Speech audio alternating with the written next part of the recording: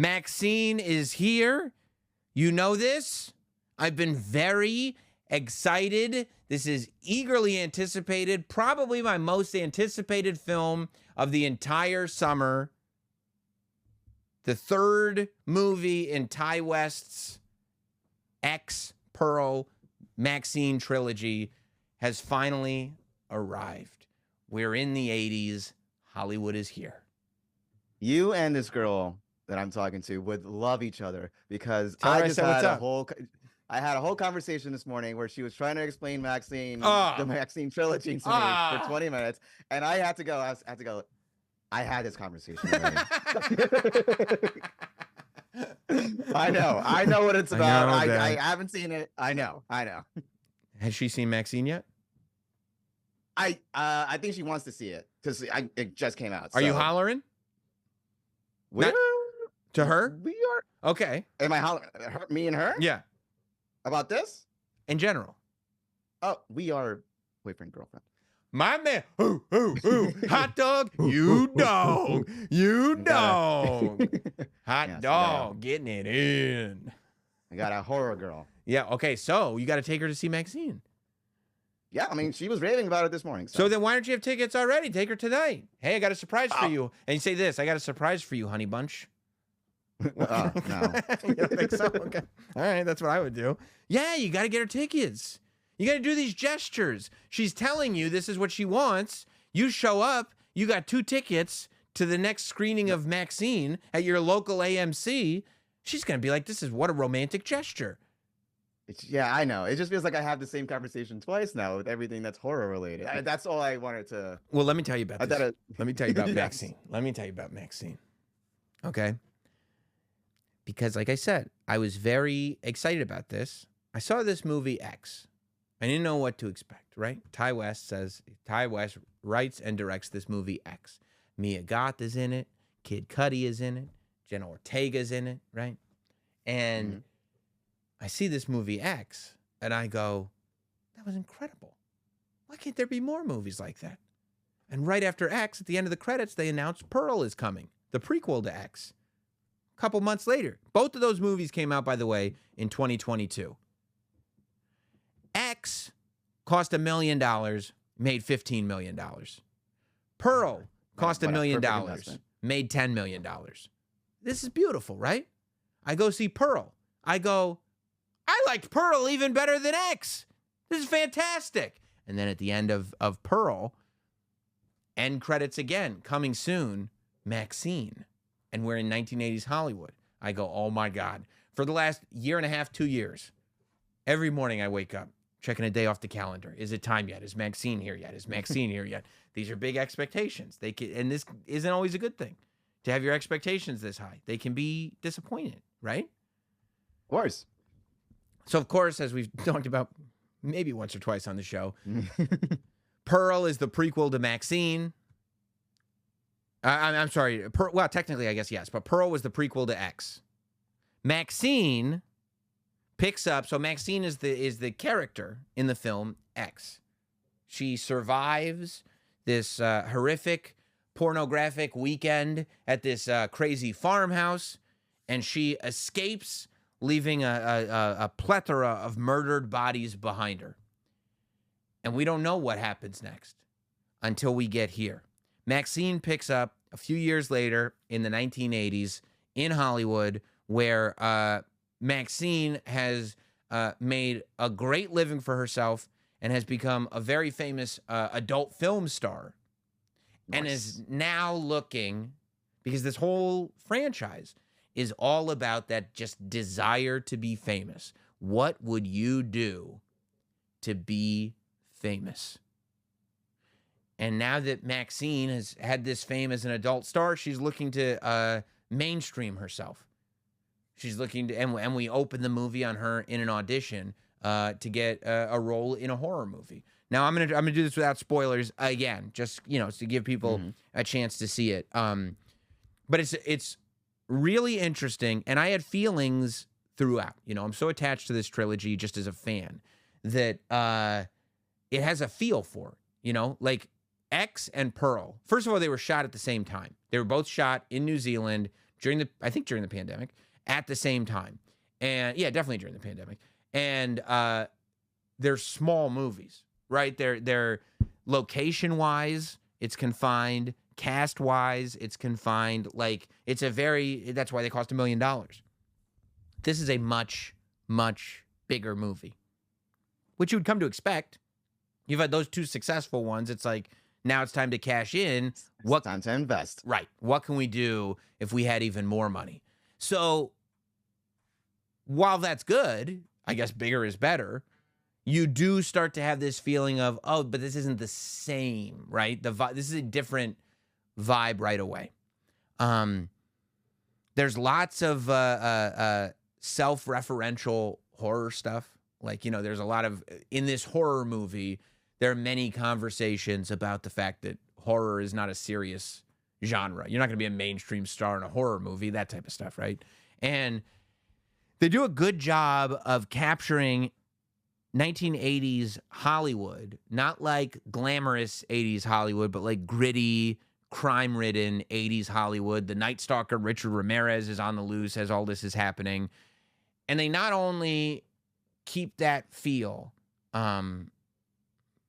for what's going on in the movie, but the movie itself has this kind of great feel of an 80s, almost detective-y horror movie.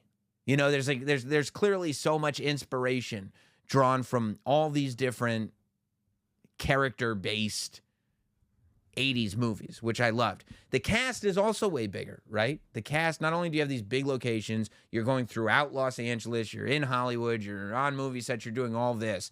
But I mean, you've got Mia Goth back playing Maxxine. You've got Kevin Bacon. You've got your boy Giancarlo Esposito. You've got Bobby Cannavale. You've got, it's a big cast. No Kid Cudi? No, but I looked at the credits.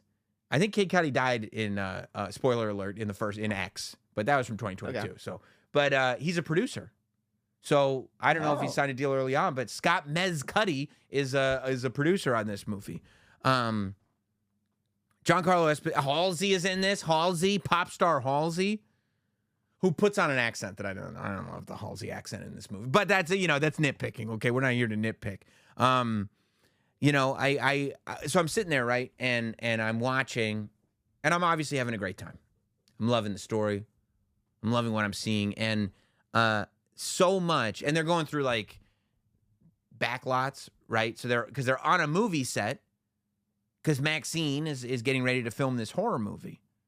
Mm-hmm. But, on the back lot is the Bates Motel and the house from Psycho and all this stuff. So there's all these little Easter eggs, which are fun.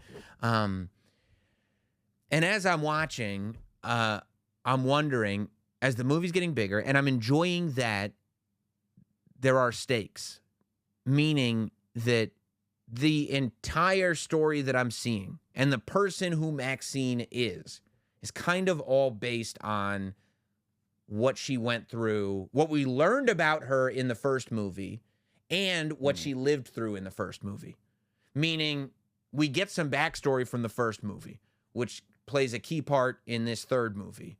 But also, the fact that she went through all that in the first movie has completely warped her and changed her. So it all is affected. So it's like that. It all means something. Yeah, that level of connective tissue, I think, really, really, really helps.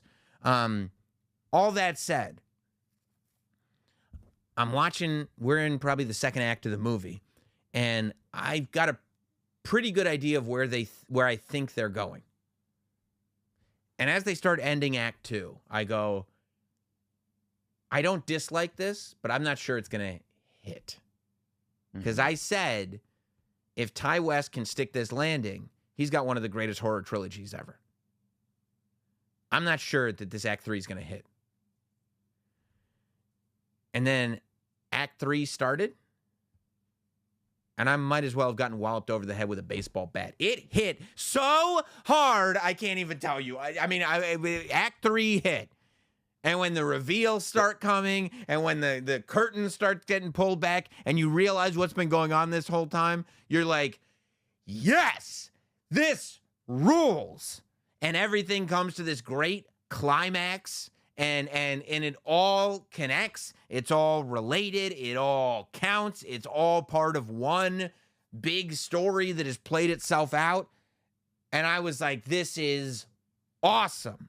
I loved the way Act 3 went. It was nuts. It was a nuts third act, but it was fantastic. And it really, I mean, you talk about going in a direction where you weren't sure and then coming back around and tying everything together. I was so happy with it. So the happy. movie did the movie set it up where in a way where like it was aware that it was trying to like make you think this was happening?